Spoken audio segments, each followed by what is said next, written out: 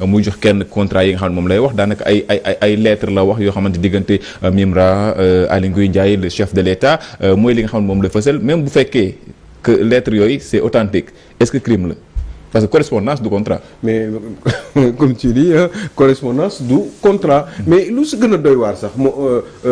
en réalité fi maître Diop doon waxee mooy Sénégal dañu am na ñoo xam ne ñu ngi exploiter les ressources enfin je veux dire le diamant au Sénégal. à la barbe des Sénégalais. mais à la barbe des Sénégalais donc qui dit exploitation moom laa doon wax la dernière fois boo dee bay wax exploitation je crois que am na leneen lu ko jiitu moo la phase d'exploration te même phase d'exploration boobu c'est tout un procédure tout un tas de procédures yoo xam ne tout un processus boo xam ne mi ngi commencé ca demande ba autorisation yi ak yooyu IT da ci am wàll direction des mines da ci am wàll gis nga monsieur Cissé a eu à intervenir donc yooyu yëpp comment on peut exploiter du diamant au Sénégal mu officiel ñu ne comme ni ñuy exploiter le phosphate comme ni ñuy exploiter le à Kédougou là comment dire l'or de Kédougou eh ben te diamant bi ñu koy exploiter de la même sorte surtout ci benn lieu bu xaw a doy waar dans le nord du Sénégal alors que fii Sénégal bi ñuy wax sax xëj na sax mun nañu am ay indices ou ay traces de diamant c'est à l'est du pays te je crois que ne loolu la bëggoon doon wax vers dans le Sénégal oriental eh ben je me dis que ni mais maître Diop fan la gisee une mine d'exploitation de wala sax ñu wax ñu béréb bi Assane Gueye nañu ne sax comme c'est dans le nord où exactement dans le nord ci ban dëkk la est-ce que jege na Ndar est-ce que Watu Podor la wax ñu exactement lieu bi nga xam ne foofu la ñuy exploiter or bi mais ci contrat bi bu fekkoon yor na ko moom te mu am lu ko ci leer normalement bu ko liiree dinañ ko ne ci béréb sàngam la société minière bi nekk bi exploité diamant bi parce que il me semble que noonu la war a demee parce que bu fekkee ne dañuy exploité diamant am na béréb bu mu nekk waaye béréb boobu non seulement waxuñu ko moo tax je suis resté extrêmement dubitatif par rapport à ces propos-là parce que je me dis que ni wax dëgg yàlla logique pour logique avant exploitation il y a forcément une phase d'exploration boo xam ne wax dëgg yàlla dina am ay këyit yoo xam ne sax am na ko moom waaye bu fekkee ni correspondance rek la comme ni nga ko waxee nii ay këyit bon maintenant këyit yi déjà il faut vérifier ndax këyit yooyu këyit yu kii la yu baax la yu authentique la déjà après bu ñu xoolee ndax yu authentique la est-ce que loolu sax contrat la donc moi je pense que ni te vraiment bon maa ngi koy waxaat mais wóoruma aussi intime conviction la rek parce que yëg-yëg la aussi parce que à peu près booy xool homme politique ni ñuy fonctionner des fois dañuy xaw a am ay jikko caay-caay aussi te vous ne pouvez pas imaginer que maître Moussa Diop puisse se sacrifier juste parce que il faut que mu am une porte de sortie parce que il pourrait dire comme ni mu demee nii xam nga dootul nekkati candidat c'est fini amatul ay dépôt de candidature amatul dépôt de parrainage amatul dépôt de caution yooyu yëpp jeex na c'est fini donc léegi lii sax da koy xaw noppal comme ça au moins ça serait différent que si toutefois il n'ose pas non man pour man parce que quand même Assane Gueye man pour man Moussa Diop n'ose pas mais man j'aimerais bien avoir honte par rapport ak li ma wax ma ruus ne man kat lii laa xalaatoon waaye damaa juum ndekete mbir mi dëgg la parce que xam nga lu tax parce que dama gëstu ba sonn dama ne mais man Assane Gueye mais quand même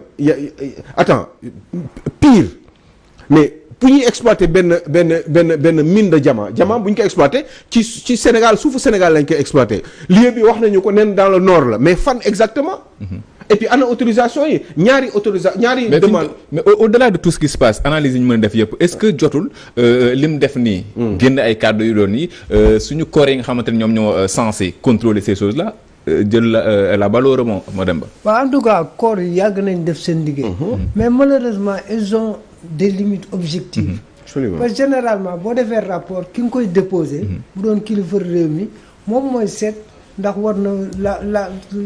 kii nu mu tuddee la nécessité de poursuivre l'affaire wala yooyu donc yooyu mooy seen problème bu doon nous sommes dans un pays qui s'appelle le Sénégal on a tous les organes et tous les instruments pour assurer la bonne gouvernance absolument OFNAC am na fi CENTIF am na fi GIABA am na fi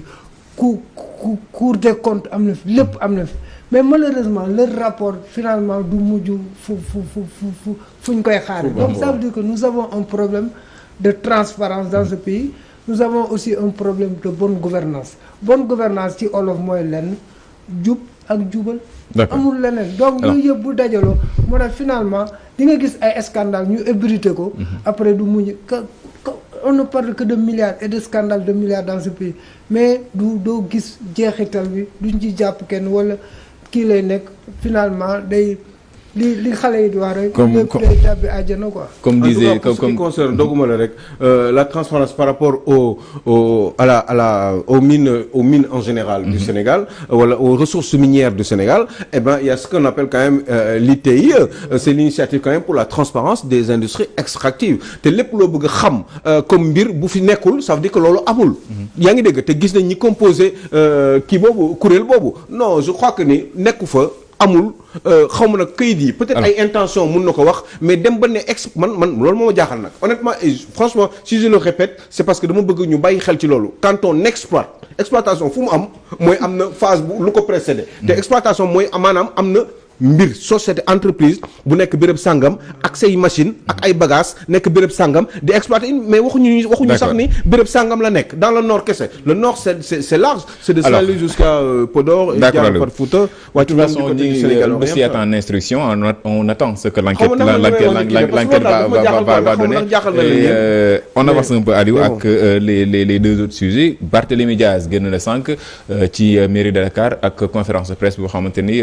bokk na ci li gën a retenir attention ñu doon déglu mooy l'affaire Ndiaga Diouf ñu daal di koy retenir le 22 décembre pour cassation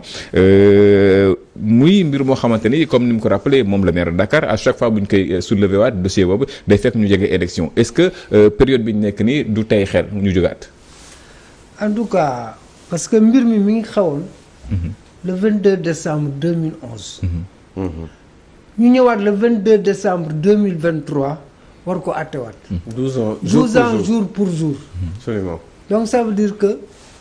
loolu mën nañ ko tuddee sax kéemaanu sunu borom. bu loolu weesoo Barthélémy Diaz bi mu defee loolu ba ñu tëj ko sous régime Ablaye Wade après président Macky Sall bi mu yéegee moo ko génne prison def ko sur la liste des députés en bonne position boo xam ne leeroon na ko ne day nekk député. mu def ko ci quota Tanor la bokkoon. Tanor moo insisté. Ousmane Tanor Dieng moo insisté pour ñu def ko dans son quota. waaw léegi nag li foofu mooy boobu dañoo mel ni mburoog soow jamono yooyu. waaw ak kii mais biñ demee nag ba jëmmi jamono. ñu jéem a ber seen yoonu bopp. ak Khalifa ak ñooñu. après leen commencé créer ci lañ Khalifa kii ainsi de suite dossier bi ñu koy kii di ko indi di ko delloo def ko benn genre épée de Damoclès sur la tête de Barth. bu ñu demee nag à 3 mois de la présidentielle moins de 3 mois ñu soulever ko war ko kii il y a des risques pour lui. risques yi mooy lan si la condamnation est confirmée. mën na am mu perdre poste député am ak poste maire bi bien vrai que certains kii voilà juste d'ailleurs moom tout à l'heure moom ci boppam jàpp na ni bon sànq wax na lu demee noonu donc ça veut dire que il y a des raisons d'avoir peur quelque part te moom aussi c'est un homme politique il ne veut pas que sa carrière soit brisée et puis il gère une institution très importante qu'on appelle la mairie de Dakar qui a un budget de guerre de 60 milliards absolument mi ngi ci loxoom donc ça veut dire mais dans ses propos même bu cour suprême daal di dëggalee li cour d'appel wax daanaka moom du perte mairie Dakar poste de député bi lay perte si li mu wax en tout cas am na ñu jàpp ne bon léegi nag boobu foofu xel yi ak homme de droit yi dañ ci xaw a divergent mais li la perte loo député mën na la perte loo mairie de alors Aliou sur cette question là fi mu nekk nii on est à quelques mois de la présidentielle ñi ngi jeexal phase parrainage bi war ko déposer fële ca conseil constitutionnel moom il n'est pas candidat mais son candidat Khalifa Sall moom bokk na si ñi nga xam ne ñoom ñoo yor ay mbiram bokk na it ci député yi ko war a signer bu fekkee day jël parrainage parlementaire bu fekkee condamnation bi nga xamante ne moom moo mujj am ca cour d'appel cour suprême daal dina koy valider est-ce que ça ne va pas freiner Khalifa Sall mi ñu jàppoon ni révision yi ñu def ci code électoral bi ubbil na ko porte yi. mais je crois que loolu bokkul dara ak c'est pas Barthélémy Dias qui est candidat à l'élection présidentielle c'est bien. mais il porte la candidature de Khalifa Sall. oui comme les autres l'ont porté qui sont autour de Khalifa Sall qui sont des cadres de son parti. Bon la seule différence c'est juste que ni Barthélémy Dias est un homme politique confirmé avec une certaine ancienneté une certaine popularité au niveau justement ci biir Sénégal d'abord et puis même aux côtés de Khalifa Sall mais il y a d'autres personnes d'autres Sénégalais et d'autres proches de Khalifa Sall autant que Barthélémy Dias qui soutiennent aussi et qui portent la candidature de Khalifa Sall problème kay mooy pour sa propre son propre avenir politique ou sa propre carrière politique d'abord des risques de perdre le poste de député et puis en plus certainement comme ni ko Demba waxee ku mën a perdre sa poste de député mën nga perdre sa poste mairie ce mandat au niveau de la ville de Dakar. De la mairie de Dakar je crois que ni c'est pour son avenir politique qu'il va se battre mais en même temps aussi soyons réalistes loo xam ne la dañ ko